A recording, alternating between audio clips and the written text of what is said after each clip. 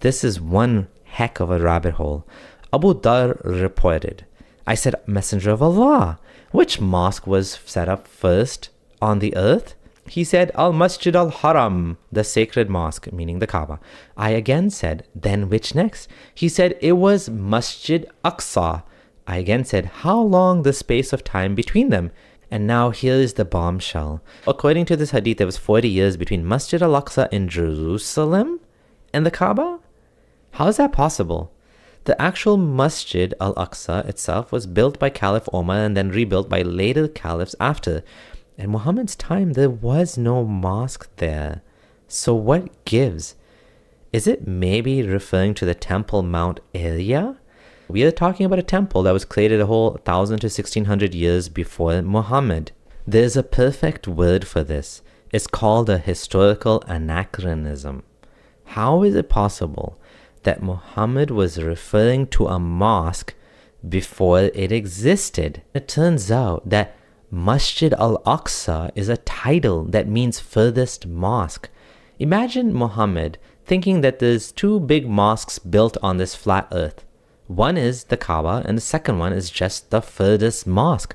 The Quran doesn't mention Jerusalem or any other landmark, just this vague Al-Aqsa. So how did Muslims begin to associate Al-Aqsa with Jerusalem? Look at the timeline. Muhammad's death was around 630 CE. Masjid al-Aqsa, the later one, was built 60-ish years later, around 690 to 700 CE. So now we can figure out what happened. The Umayyads wanted to claim Jerusalem, so they decided to give the temple they built the name Masjid al-Aqsa. Clever. This now makes this Christian-Jewish area a Muslim area. Before the Umayyads, there's no solid evidence that Jerusalem was considered holy to Muslims. Scholars like Oleg Graber, Fred Donner, and Patricia Crone argue that the early Islamic holiness of Jerusalem was manufactured for political consolidation, not revealed tradition. This is actually a huge revelation, because if you think about the implications of this, it means Palestine is not really holy.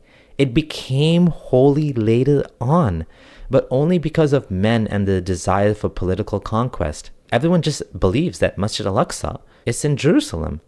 This is a bombshell. It shows us that religion continues to evolve, that Muhammad's Islam and today's Islam are different, that the Muslims of today that are all blindly pro-Palestine because of theology, there's no evidence for any of that.